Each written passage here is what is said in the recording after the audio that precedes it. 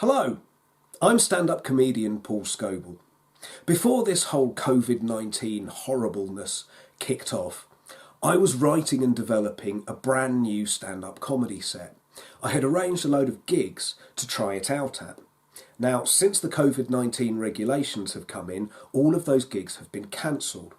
I was supposed to be debuting that set tonight on the 30th of March at a gig run by Sam Smith at a lovely little venue in Cardiff called Nos Da. Because all of those gigs have been cancelled, I can't go out and gig it. So what I've decided to do instead is to make a little film of the set in my tiny 3-room flat.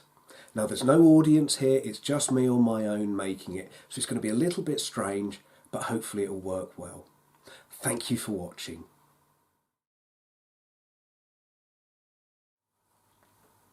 Hi, I'm Paul.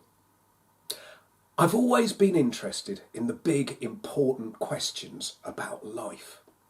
Questions like, am I a chronic insomniac, or have I just been having incredibly vivid dreams about not being able to get to sleep? Or, is the gallbladder the part of the human body that stores cheekiness? Or, if an infinite number of American rednecks drive down an infinite number of back roads and fire an infinite number of shotguns at an infinite number of road signs, will they eventually write the entire works of Shakespeare in Braille? I think my interest in the big important questions is because I come from a very religious family. My parents made sure I had a very strict Christian upbringing, which, as you can probably tell, definitely had an effect. I tried to believe, but belief is something that you can't really force. So I'm afraid I don't believe Jesus walked on water.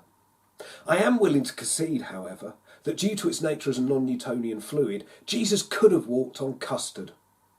I think I'd have been more likely to believe in God if one of Jesus' miracles had been to turn the entire Lake of Galilee into custard. I would definitely have been more comfortable with pudding-based miracles. And for his next miracle, Jesus did turn Mount Sinai into apple crumble, and the people did feast on apple crumble and custard, crying, nom nom nom, O Lord. Now that's a God I could believe in, a warm, surreal, funny God. And that's one of my real problems with the Bible. There are no jokes. There's nowhere in the Bible where it says, and Jesus did say unto his disciples, verily, my brothers, an Israelite, a Canaanite, and a Samaritan walk into a bar. And if you look at the Old Testament, you'll notice that when God speaks to Moses from the burning bush, he does not open with the words knock, knock. So, I ended up the only atheist in a family of devout Christians. You'll notice that I have leaned in to the black sheep of the family thing quite a bit. So I'm not a fan of Christianity, but everyone that I really love is. Because of this, I've never got into that aggressive new atheist thing. Because when they say evil Christians, I hear evil mum and dad. And although they were a little stingy when it came to pocket money, evil is going much, much, much too far. I also think that if you believe religion is a con that lies and deceives people, then surely religious people are the victims of religion. Therefore, isn't attacking them victim blaming? Which is ironic, because victim blaming is the kind of thing that aggressive atheists attack religion for. It was quite weird being brought up by very religious parents. My mother has a degree in theology, which as an atheist I've always seen as having a degree in imaginary friends. For my entire life, my mother has been reading the Bible. I don't mean that she's a slow reader. She reads all the way up to that wacky apocalyptic ending, and then she goes back to the beginning and starts all over again. So she knows it off by heart, and she only argues using Bible verses. Imagine being 8 and trying to work out which Bible verse I can use to convince Mum and Dad to buy me a new Star Wars figure. I had to become an expert in comparative religion to get the Millennium Falcon. If only I'd been old enough to go to Bible college. I could have got an AT-AT. So, although I don't believe in religion, I've become very interested in belief, and not just religious belief either, because we place just as much importance on other beliefs as well, whilst at the same time not requiring evidence, intelligence, corroboration, or good sense. By placing the words "I believe" before something really contentious, you can make it immune from criticism. Recently, one of the biggest landmasses on Earth has gone up in flames, and yet those in power still aren't convinced that global warming is real. It takes an awful lot of belief to believe that the world is not getting hotter, when weather reports for the last 3 months have been "Fucking hell, everything's on fire!"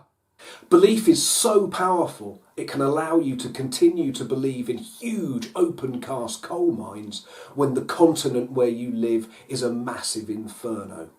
This also shows another important aspect of belief, that the ownership of belief is significant.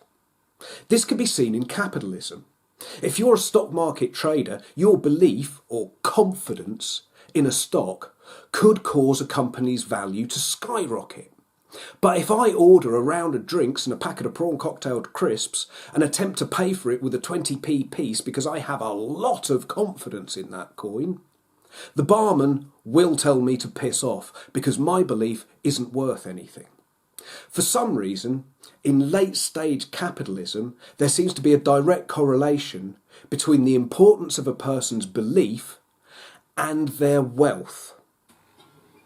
So, belief is powerful and complex. Now, a religion tends to be made up of disparate parts: love and misogyny, peace and homophobia, compassion and slavery. Now, I genuinely believe that people are attracted to the positive aspects of religion. I don't think people are joining religions because they long to hate like people hated in antiquity. So I think a lot of people who believe in peace and love have ended up hating groups of people that weren't accepted by ancient societies. The religion has taken the positive and negative, mixed them all together, and given them the same value. So I think maybe the problem is following the system or way. Maybe we shouldn't be quite so keen to join the club. Instead of following a way, we should be looking for good ideas and just take those good ideas from religion. Whenever I mention this to religious people, I get told that humans can't possibly understand God's great ineffable plan. If humans could understand it, it wouldn't be divine. It's as if the love and peace doesn't work without the special ingredient of massive intolerance, as if a spoonful of hatred helps the divine enlightenment go down. But divine prejudice is still prejudice. It just wears a cassock and smells faintly of incense. I get the feeling that the religious are condoning obvious evil because they don't want to feel like they're breaking the rules, as if they're scared that they're not religioning properly. Religious people refer to just taking the bits you like as cherry picking, to which I say, yes, because that's good foraging. Cherry picking is sensible. You take the bits that work and you leave the inedible bits behind. One thing this does prove, though, is that religious people would have made terrible hunter-gatherers. Dad, why is the cave full of trees? Your mother's been fruit picking again. One example of a good idea is the doctrine of redemption that's at the heart of New Testament Christianity. The idea that if you've done wrong, you can redeem yourself through your actions is a very positive idea that's got nothing to do with misogyny, homophobia, slavery, mass murder, or any of the other really horrible things that are in the Bible. So it's worth keeping just for its rarity value. I realise I am being quite mean to Christianity. It's because I was raised a Christian, so I know it the best. If I'd been raised in any other religion, I'd be being mean about that religion. I've also looked at other belief systems.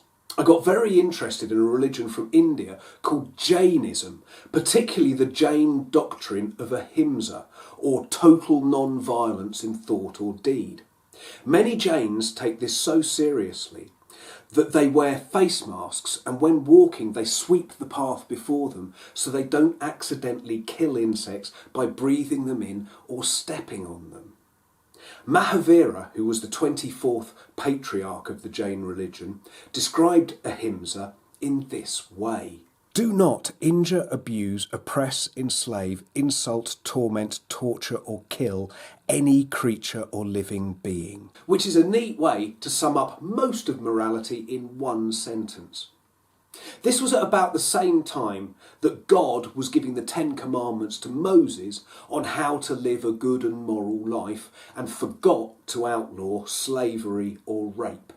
Ahimsa is a great idea, so it's worth keeping.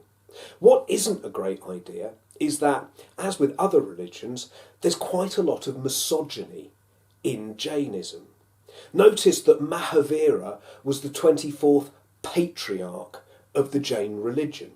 In fact, one of the main Jain sects, the Digambaras, believe that women cannot achieve moksha or ascend. They believe that, and there's no easy way of putting this, they believe that Jain women have to wait until they're lucky enough to be reincarnated as a man, live a good life, and then they can achieve moksha and ascend.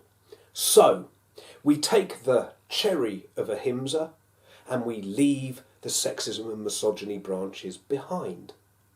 So, I think we should each have our own religion, built up out of all the good ideas that we like. So there should be 7.5 billion religions.